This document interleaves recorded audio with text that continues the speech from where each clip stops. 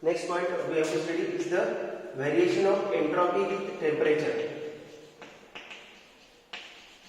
Variation of entropy with temperature. As we know that entropy is the measure of randomness. Entropy means what? It is randomness. It is disorderedness in the system. Chaos in the system means maximum disorder represent entropy. Symbol for entropy is yes. Absolute value of entropy we can find, but it is having no value, no significance in the physical chemistry. So always for state function, always there is a change to be considered we have here. So here delta S is an important quantity than the absolute value of entropy. So absolute value of entropy, it is difficult to find out, but change we can find out from the processes. So entropy represented by symbol S and important quantity is delta S. So mathematically this change in entropy we can represent. Mathematically this change in entropy delta S is equal to Q reversible upon T. We can represent this symbol Q reversible upon T. For smaller quantities, infinitesimally small quantities, we can write ds is equal to dq upon T. dq upon T at constant temperature. So this equation represent in this way, dq reversible upon T. But at constant pressure, if you consider that constant pressure, we know that from the definition of enthalpy. What is enthalpy? Says enthalpy at constant pressure, dq reversible is dq at constant pressure represent dh. Small change in enthalpy.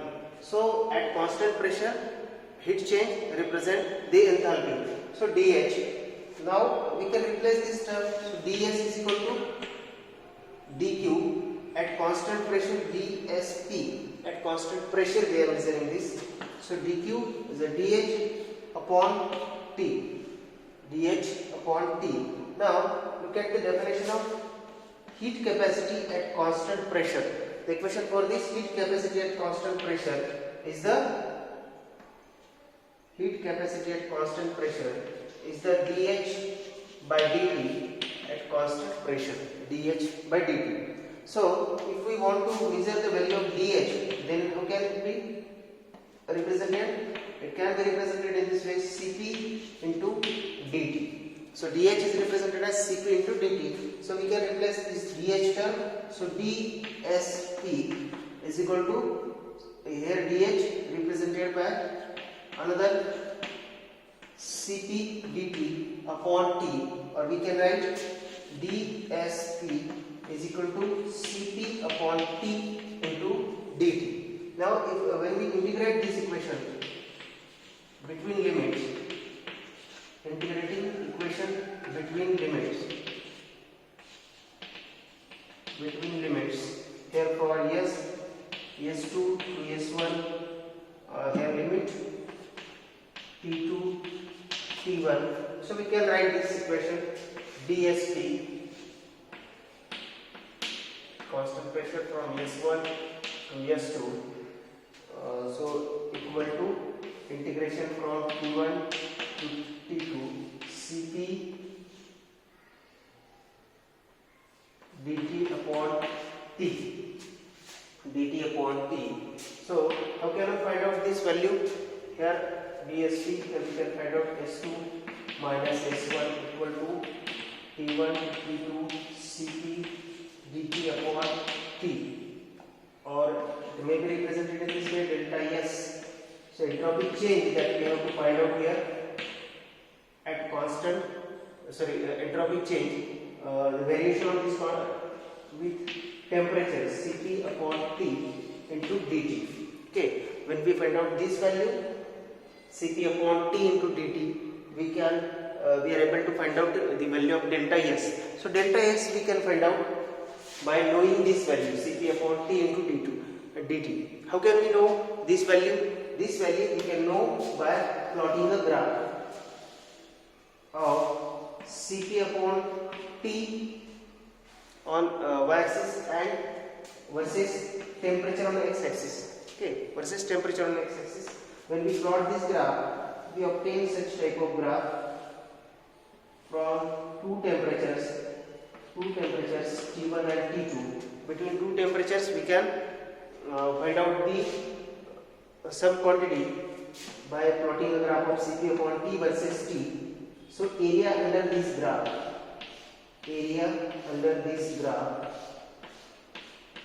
gives the value of Cp upon T into dt. So it gives this value between the two temperature limits T2 and T1. So from this graph we can find out this value, and from this we can find out the change in entropy. So change in entropy that we can find out with the help of this graphical representation by plotting a graph of Cp upon T and T. So this is the variation of entropy with temperature. With temperature, the variation can be found out by this equation. Delta S is equal to Cp T upon T into dt. Okay, or it may be represented in this way. Variation can be represented. Delta S is equal to Cp ln T2 upon T1. So this is also another form where we can find out entropy change with variation of entropy with temperature. When there is a temperature change, we can find out entropy change. So this is about the variation of entropy with temperature. Variation of entropy with temperature. Another important term is we have to study is the Clausius inequality. Clausius inequality. Clausius inequality.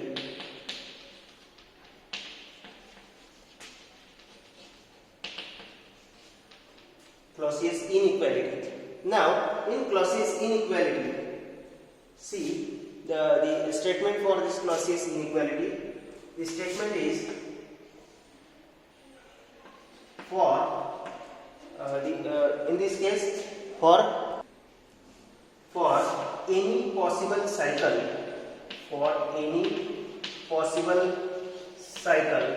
the cyclic integral of the quantity dq upon t, cyclic integral of this quantity dq upon t is 0 or less than 0. Cyclic integral of this quantity dq upon t is equal to 0 or less than 0. For mathematically, this Clausius inequality can be represented mathematically.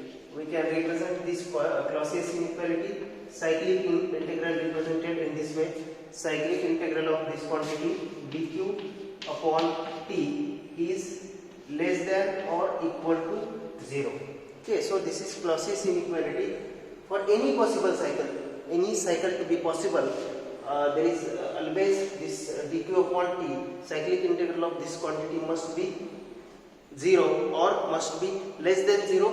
Then the process is possible, whether it is a reversible process or it may be irreversible process. But the process to be possible, this quantity, this cyclic integral must be 0 or less than 0. So to understand this, see the two temperature sources. That is, one is maintained at T1, say the source, and another T2, which is maintained at low temperature. We say it sink. Okay, we have to understand both processes reversible. Suppose that first is a reversible process and another operating irreversibly. So another process is a irreversible. Okay, so another process is irreversible. Suppose that from source, if Q1 is the quantity of heat supplied for reversible process at temperature T1. Q1 is the quantity of heat supplied for the process to perform reversible work, to perform some reversible work, and the quantity Q2 is supplied to the sink after performing work. The quantity of heat supplied to the sink which is maintained at temperature T2 after performing this work. And suppose Q1 is the amount of heat supplied to this irreversible process to perform irreversible work. And remaining quantity of heat is rejected to sink. Remaining quantity of heat is rejected to sink Q2. Okay. Now from Carnot cycle we can write that for Carnot cycle the efficiency we have calculated the efficiency of reversible cycle, irreversible cycle, and it is observed that the efficiency of reversible cycle is greater than efficiency of irreversible cycle. Efficiency of reversible cycle is greater than efficiency of irreversible cycle, and if from this we can write work done in the reversible cycle is greater than work done in. So W reversible is greater than W irreversible. W reversible is greater than W irreversible. From that, if see here W irreversible is less than the W reversible, means W reversible is greater. W reversible is greater here. If see here W reversible if greater, then amount of heat supplied to the sink is less. W reversible is greater. If work is greater, then amount of heat supplied to the sink is less. And here Q2 W irreversible is in less quantity, then Q2 irreversible must be greater. So from this we can write Q2 here reversible. Q2 reversible is less than Q2 irreversible. Less than Q2 irreversible, or we can write Q2 irreversible is greater than Q2 reversible. Q2 irreversible is greater than Q2 reversible. So Q2 irreversible is greater than Q2 reversible. So for reversible process we can write, so cyclic integral can be represented in this way: dq upon t equal to q1 upon t1 minus q2 upon t2. Cyclic integral can be represented in this way. So q1 upon t1 for reversible process, q1 upon t1 equal to q2 upon t2. For reversible process, the heat absorbed and heat supplied to the sink, heat absorbed from the source and heat supplied to the sink must be same, then process we call reversible. So for reversible process, q1 upon t1 is equal to q2 upon t2. So for reversible process we can write if these two quantities are similar, then cyclic integral must be dq upon t. Cyclic integral of this, if both quantities are same, then it is 0.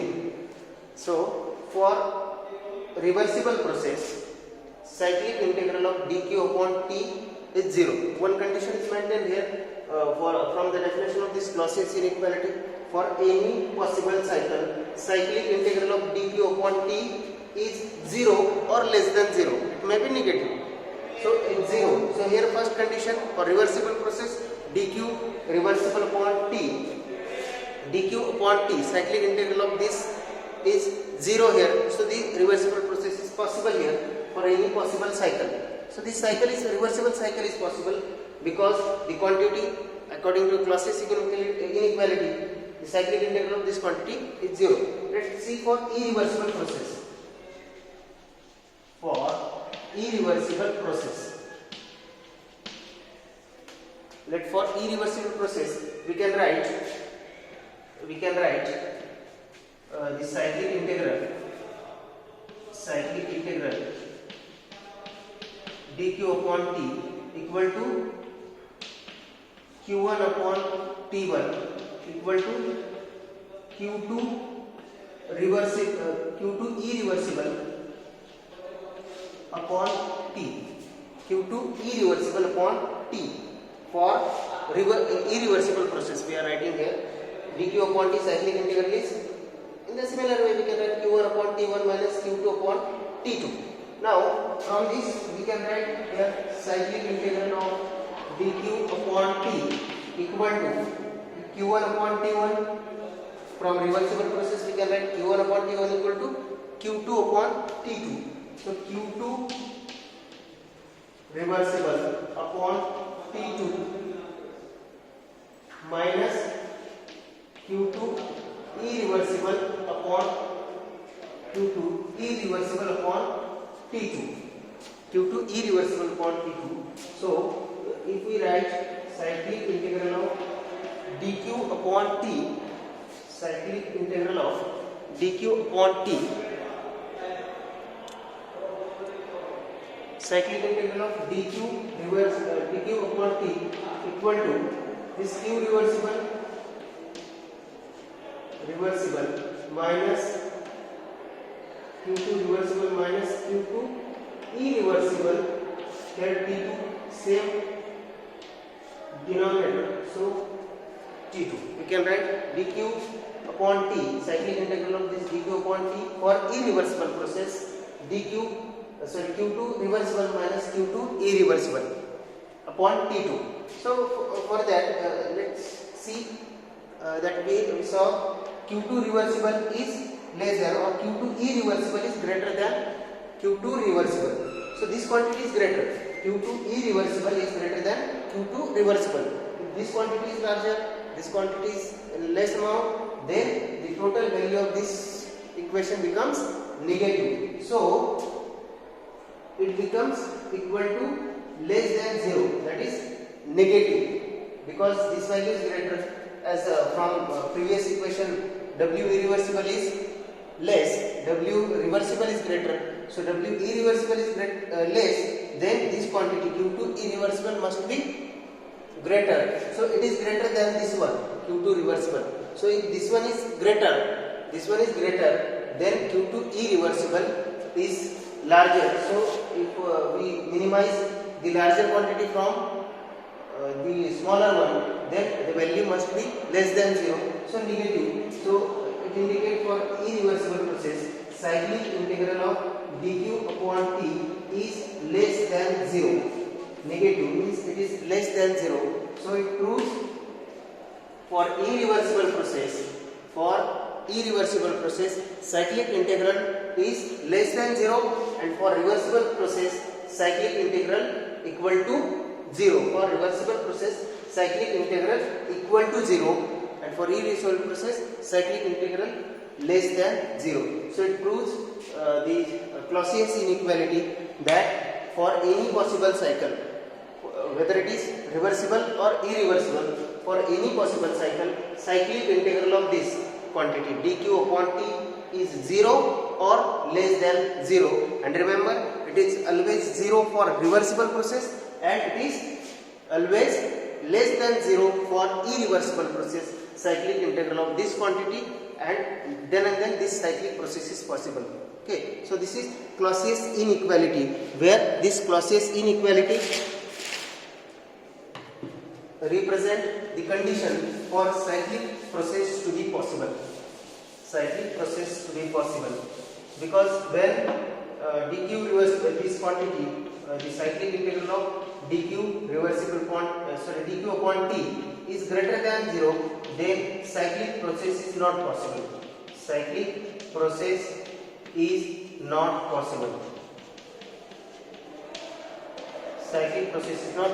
It is only possible